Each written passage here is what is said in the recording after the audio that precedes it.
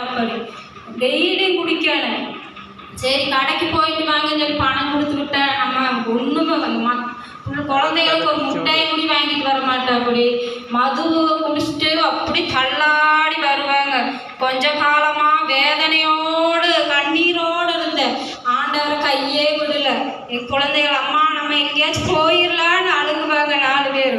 ஆனாலும் ஏசப்பா கைவிட மாட்டாங்க நாங்கன்னு சொல்லி ஏசப்பா துதிச்சுட்டே தான் இருந்தோம். நான் மதுவை குடிச்சிட்டு வந்து தற்கொலை செய்ய போகிறேன் அப்படின்னு சொல்லி போவாங்க. அந்த குழந்தைக்கு பயந்து அம்மா அப்பா வேற இப்படி போய் சொல்லிகிட்டே இருக்கிறாங்கன்னு சொல்லி அந்த குழந்தைக்கு பயந்து அழுகு. நம்ம இருக்க வேண்டாம் அம்மா, எங்கோ ஒரு பக்கம் போயிடலாம். நம்ம கண்ணுக்கு அப்பா கண்ணுக்கு தெரியாத தூரம் பார்த்து போயிடலாம்மா, இருக்க வேண்டான்னு. ஆனாலும் கர்த்தர் நாங்கள் ஆரோர்த்தட்ட எங்களுக்கு ரொம்ப கஷ்டம்னு சொன்னாலுமே நம்பவே மாட்டாங்க.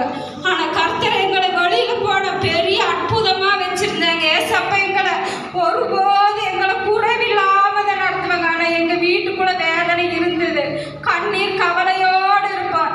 ஆனால் கர்த்தரை நாங்கள் துதித்து கொண்டே இருந்தோம். ஆனால் கர்த்தர் எங்களை பெரிய அற்புதம் செஞ்சாங்க. அந்த கண்ணீர் பாதையிலே போயிட்டு இருந்தோம். ஆனாலும் கர்த்தரை ஆராதித்து கொண்டே இருப்பேன். அப்புறம் இங்கே பொள்ளாச்சியில் அங்கே முருக மண்டபத்தில் வந்து வச்சுருந்தாங்க. ஒரு எழுப்புல ஜபம் மறுரூபம் ஆராதனை வச்சுருந்தாங்க. அந்த 28ஆம் தேதி அக்டோபர் 28ஆம் தேதி வச்சுருந்தாங்க. அப்போ நான் ஒரு மனசாக ரொம்ப வேதனையாக இருந்தோம்.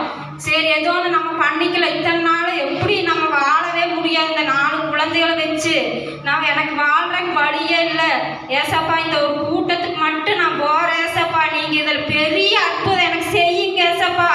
விசுவாசத்தோட நான் என்ன 4 குழந்தைகளும் போன கண்ணீரோடு ஜெபம் பண்ணி போட கர்த்தர் அந்த கூட்டத்தில் வந்து பெரிய அற்புதம் செஞ்சாங்க.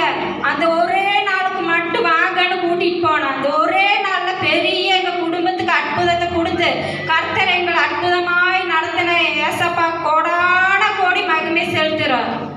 ஏசு